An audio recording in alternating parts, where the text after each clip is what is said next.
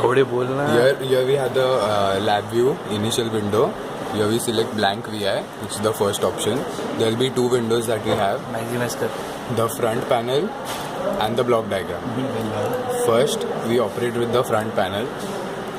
We do a right click to select the inputs first. We go to numeric and then we select numeric control. Now, we want three such inputs for proportional, integral and derivative. हमें frequency, phase और amplitude कुछ चमक pause करना है. I'm sorry, they are amplitude, phase and frequency. Now we have the three inputs. Let us draw the outputs. We select graph and we select a waveform chart. Now this will be the first one which will actually give us the input. Then we select other four charts which will give us the proportional, integral, derivative and the output.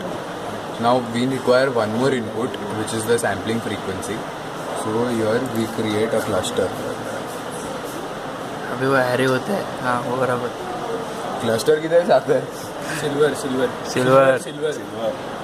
Silver. Then go to array matrix. And then go to Or a cluster. Yes. Here we have a cluster. Now here we'll add more numeric indicators. This will give us the sampling frequency Fs. We'll add one more numeric indicator which will give us the number of samples.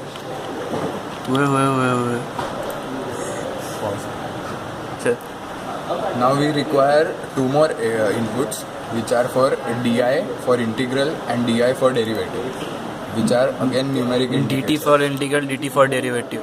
Sorry. This will be DT for derivative and this will be DT for integral. We also require initial and final conditions which will be in form of array.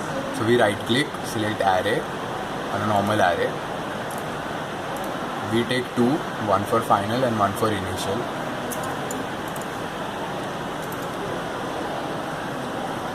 Now we put numeric constant inside this highlighted block, normal numeric and numeric control.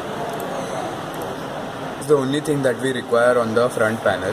Now we will switch back to the block diagram. These are the standard blocks according to the input and output that are generated automatically. This is the amplitude. We'll just rearrange them so that we can conveniently wire them later on. Okay, on the left side we have the inputs, our four inputs. This will be the output waveform for checking the input. These are our output waveforms for proportional, integral, derivative, and this is the final output. Now we add the square waveform generator. We right click, we select signal processing, then we select waveform generation, and then we select square waveform generator. You selected? No. Connect. Okay. Now we have inputs labeled frequency, amplitude and phase. So we just connect them by clicking onto them. Now you must be thinking what this cluster is doing here. That we connect it to the sampling info as labeled on the square waveform generator. Sorry, this mouse is a shit. Just like you. Okay. Then we have a signal out terminal which we connected to this waveform generator. Now we need to make the proportional section of the PID first. So we will take a multiplier which we go into the numeric block and we select multiply. Then we take the same input, that is the output of the square waveform. वहाँ से देना दंडी. हाँ अभी मारना. अरे हरामखोर. Okay, and then pause. To adjust the gain of the proportional controller, we add a numeric constant block. Second input to the Which will be the second input to the multiplier. We can change the value accordingly. This will be the gain of the proportional controller. The output of the multiplier will be sent to the proportional waveform. We have finished the proportional system. Now we design the integration. we go into mathematics. मेरे को ही नहीं दिख रहा. Then we go into signal processing में गया साले. we go into mathematics and then go into integration and differentiation. Here we have both the blocks, integral and derivative. We place both the blocks on the screen. Pause क्यों नहीं हो? See here, this is the integrator block. On the top of the integrator block, we have the input signal x. We will connect this to the input. Then we have initial condition, which will go to the initial condition block. Then we have final condition, which will be traced down to final condition block.